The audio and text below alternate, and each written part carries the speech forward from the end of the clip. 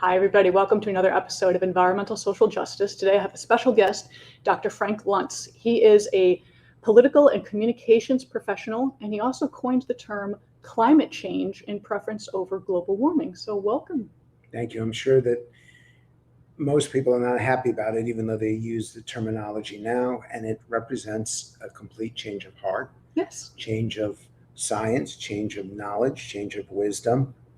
And it's something that I talk about as often as I can because people do change their minds over time. And not only should we welcome it, we should try as best we can to reach those we disagree with. Yes. Because you bring them over to the light side and you can make a difference. Absolutely. And one of the things that I've talked about frequently is climate change becomes so political. And everyone's got an agenda. Everyone has their sides. And we're trying to bring people together into the middle because that's the only way we're going to solve our problems. And actually, the way that you do that is not by calling it climate change, but by calling it simply climate. The moment you say climate change, you've now politicized the issue, how people hear it. Whether or not you mean to do it, it happens that way. If you talk about addressing climate, you've got 85% of Americans that want to do it right now. That's as good as it gets. But the moment you bring up climate change, that 85% drops to 60%. So it's by a simple dropping of one word and you change how people hear it. Second is that we know about the human impact on it. But if you remind people that we could have a cleaner, safer, healthier world, not just America, but across the globe. Yes. Cleaner, safer, healthier beats sustainability by more than 20 points, 20 percentage points. So I'm now trying to advocate a message, a language that allows those who are opposed to legislation, because we have agreement now. Yeah. The public does say, even a majority of Republicans, that climate is real and that humans are having an impact, a negative impact on it. The public says, yes, I agree with that. The question is the legislation. And if you emphasize the positive nature to the country and to us, if we address it, not the negative, not the Greta type doomsday, but you take a positive approach, many more people want to jump on board. No, I agree with you. The whole reason for my webcast is everyone's screaming at each other. Everyone's yelling at each other. I started it when a woman approached me saying, please don't hate me. I still use paper towels. And I thought there are way worse things you can do than use a paper towel. And that's when I realized the messaging is just belittling people, yelling and screaming at people. And we have to have a positive point on this. I know a lot of young people who think the world's just going to end. So why bother? We need to fix this, and we're only going to fix it by working together. And it is a global thing. We need to get rid of party lines. We need to get rid of so state let's add another phrase. It's not just working together. It's working together side by side. Yes. Working together in partnership sounds businesslike. Working together side by side is you, me, and everyone else who's watching right now. It's a simple addition. It makes the language more visual and more impactful, and it's more likely that people jump in. It's one of the reasons you can't see it there, but I've got notes of language that I want to promote. For example, you call it evidence-based. Evidence is for the lawyers. Yes. Most of us, fortunately, are not lawyers. Yes. We want facts, not evidence. So you take a fact-based approach is much stronger than an evidence-based approach. The consequences of failure. If I use the word consequence, you'll think about how it impacts you and your family. Yes. It's the most powerful word because it brings it to light in a graphic way. And the impact, it's not about reforming our laws or changing our laws. What is the most meaningful, measurable impact we can have? Meaningful, so you feel it. Measurable, so you can hold people accountable for it. And impact, because it's what we're seeking in our day-to-day lives. So you put those three words together. One more example, healthy or health. Yes. It is not part of the climate message in Europe. It's only just becoming part of the climate message here. Yep. When something is healthy, healthy schools, healthy neighborhoods, a healthy discussion with us, that means it's working. That's success. And I want that health message to be part of climate. The more that it's about the environment and our impact on the environment and the environment's impact on us, the stronger the message becomes. And a healthy impact healthier lives is the best way you can communicate the need, the essential need of climate legislation right now. Brilliantly said. I do have to say, small changes in how you use your terminology will have lasting effect. Correct. People coming together side by side will have lasting effect. How do we get people to do that initial buy-in? Is it just the use of the terminology, or is it explaining to someone, this is actually happening, this is real, the science is there? How do you bring them in? Oh, visually, not verbally. Visually, okay. And I realize that people who watch this, who know what I do, probably most of them don't like me because of language. The truth is they should not like me because of visuals. The fact is young people under age 35 get their information visually, not verbally. That's true. And the strongest visualization of the threat of climate is actually not the polar bear anymore. It's the polar bear with a polar bear cub. Yes. Because it's intergenerational. We have a question that viewers cannot see, but I'll show you it, or I'll talk about it. Which is the most important consequence, the concern, or the impact that really gets you to act on the environment? And it's not about the impact on the globe or on the economy or on society. It's about the impact on your children and grandchildren. Yeah. We need to humanize climate for our own families and our own communities. That's how you motivate people to act. And that means a language, a lexicon that acknowledges that and focuses on that personal impact to me. Okay. No, the strongest relationship, human relationship, is not husband-wife. It's not parent-child. It's not brother-sister. It's grandparent-grandchild. They both have the same enemy. First point, which is a joke. But grandparents will sacrifice anything for their grandkids because they want to get it right. That's very true. And the people who are most skeptical of the impact of climate are older people, people over age 60. Yes. Many of them with grandchildren. So you don't just focus on the kids, you focus on the grandkids, because every grandparent will sacrifice everything for the grandchildren. How very interesting. And that's how you motivate people to act. That's an extraordinary motivation, because I mean, I can speak from my mother and her interaction with her grandchildren. She will do anything for them. She will sacrifice her own life for them. Whether or not that was true for her own children, who knows? No, it probably wasn't. And again, it goes back to the same enemy. But we learn about it. And I'm going to read you just one statement. And you start with a question, not a comment, a question. What kind of world will we leave for our children tomorrow? Our children and grandchildren tomorrow? It opens up a question, and it allows the respondent or the participant or the audience to answer it in their own language, with their own visualization. We need to preserve and protect, two P's, it's an alliteration. Our planet today, it's planet, not world, because it's more tangible, so we can give our children and grandchildren a cleaner, safer, healthier tomorrow. That is the best way to bring people in. Well, that's also very reminiscent of the seventh generation. So Native Americans, whatever they did on their land, they thought about how will this affect my children, but also 7 generations down the road. How will they be affected by my actions today? And I think we forgot that philosophy in the past 50, 60 years when we wanted things fast and quick and cheap and easy. But the issue for that is to accept where we are rather than where we should be. True. Where we are is that it's hard enough to get people to think for their grandchildren. It's hard enough to get people to think 50 years ahead. You're asking them to think 150 years ahead, and that's not going to happen in a society that's only 250 years old. True. Therefore, you taught me something, and I appreciate that, and I respect their commitment. But if I'm trying to move people here, I can do 2 generations, not the children, the grandchildren. That's as far as I can go. Okay. Americans, when you ask them what defines the future, they're split between 10 and 20 years. They don't know 100 years or more. Is that why Europe is so far ahead of us with dealing with, emissions and being, renewable energy and being more progressive? Because we're kind of behind the rest of the EU on that. We're behind it, but some of that is what happened in World War II. They've seen the consequence of bad global behavior. We have not. They've lived through the complete destruction of their societies. We have not. So they are more willing to act in a more meaningful and measurable way because they know what happens when they don't. And we're not there yet. That said, we developed faster than they did. We created a successful economic society faster than they did. Our economy is stronger than their economy is, even when you add them up, all the different countries. Okay. So there is a role for us to play. We've benefited from it. It also means we have a responsibility to it.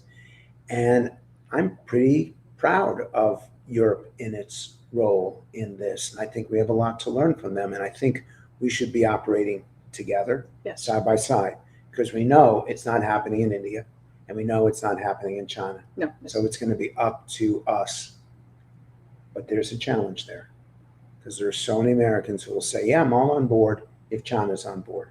Why do we weaken our own economy? Why do we weaken our own manufacturer and the structure by which we operate?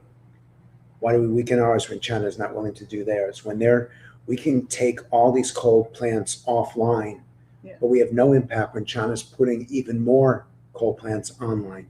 So, and that's why, again, it's the language. We need accountability, transparency, and enforcement.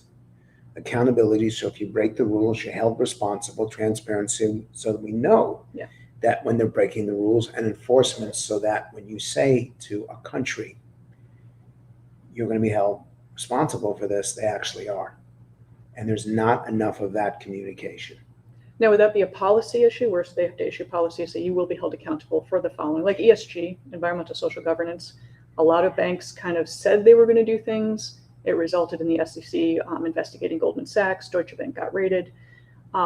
They're now being held accountable. And the SEC is now overhauling everything and doing regulations on ESG because you have to actually follow through with what you said you were going to do. Which is why they're not pledges, and this is my disagreement with COP. They're not pledges. A pledge is your intent. Yes. They're commitments. It's meant to be about a result, not intent. Yes. And by calling it a pledge, they actually weaken the communication by which they were trying to get all countries on board. And I'm sorry for that because that was a fundamental, serious flaw in what COP26 did. And that's the 26th one. And I talked to a girlfriend who was there from the beginning, and she said it was the first time that businesses were brought into the fold of being, environmentally friendly, knowing about renewable energy, acting on your own without being forced. But more importantly, it's still more talk.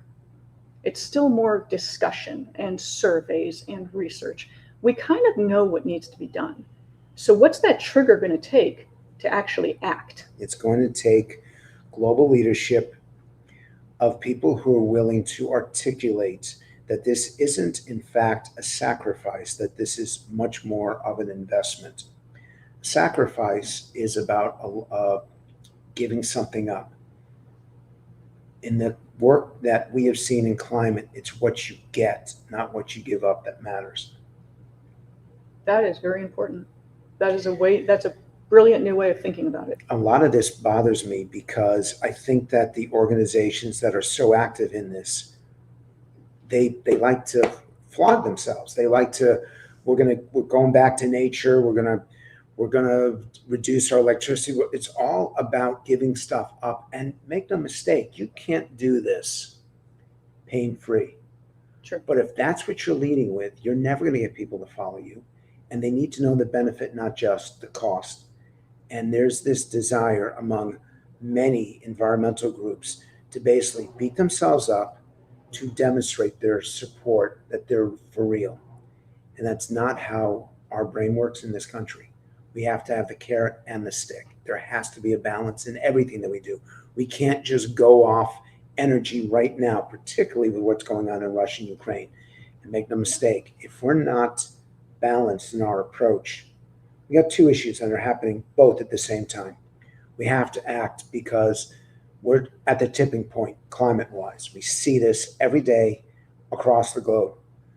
But we're also at a tipping point to what consumers are willing to do on a day-to-day basis. And we're going to have a problem in October, November.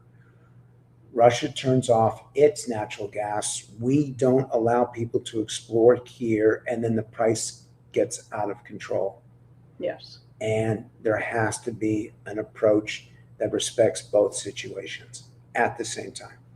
I'm a huge fan of, I refer to it as energy diversification. So not just electric, but I believe in hydrogen.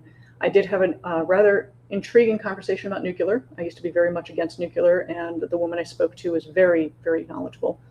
And it's actually very different now, the nuclear reactors, than what I grew up with. This is not your Chernobyl's nuclear reactor. I'm like, this isn't 3 Mile Island. This isn't the China syndrome.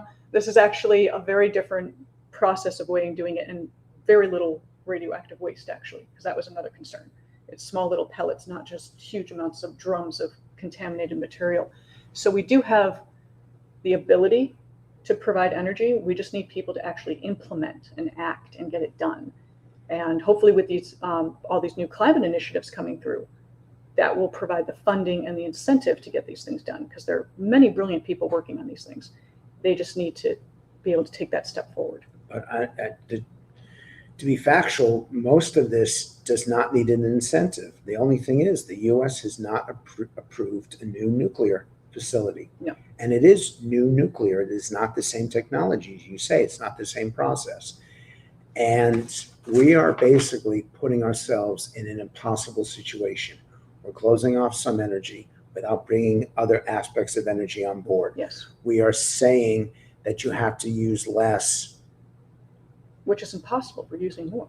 And as our economy comes back on, we don't want to choke that off, because if you ask people to actually give up their quality of life, they will look you straight in the eye and they will say, no. Yes. That is not a strategy for success. It's very hard to ask people to give things up. Particularly when they think they've given things up for the last 10 or 15 years. And they'll ask you, how much more do we have to sacrifice? It's easy for us. We come from an upper middle class background. We're taken care of. There are people who every day struggle. And right now, 50% of Americans have trouble every week, every month, or even every quarter making ends meet. And you're going to tell them they're going to pay even more money? Yeah. They're going to have to give even more and get even less? That ain't going to work. No, not at all. I mean, one of the things to touch on with people giving things up over and over again, it comes to this point where it's like, I can't give anymore. I'm tapped out. And we talk about this with the drought as well, is how much can we conserve on water before it's just basic needs that you're trying to cut back on. With energy, we need to create new forms of energy, and not just rely on electric, not just rely on solar, not just rely on wind, because there are going to be times where that's not always going to work. Our infrastructure needs a lot of work. I mean, we have blackouts all the time in California because there's infrastructure's not there. There's not enough energy for everybody. And I think that's, the point I'm trying to make is, how do we get that initiative rolling? How do we get people to do what needs to be done? But that's the language of working together side by side, rolling up your sleeves, actually getting into finding genuine solutions that are long-term, meaningful, and measurable. The words do matter. Yes, they do. Because in the end, if people won't pay attention to them, then we will fail. And we know we have a problem. We don't think it's a crisis. We think it's an emergency. Crisis is something that's permanent. An emergency comes, goes. We have reached the point of an emergency. I beg climate activists to be a little bit more in control of their messaging, because in order to get legislation in Washington, 60%, unfortunately, is not enough. 60% public support. You need 70%, because you need a majority from all three, from the two political parties and from independents.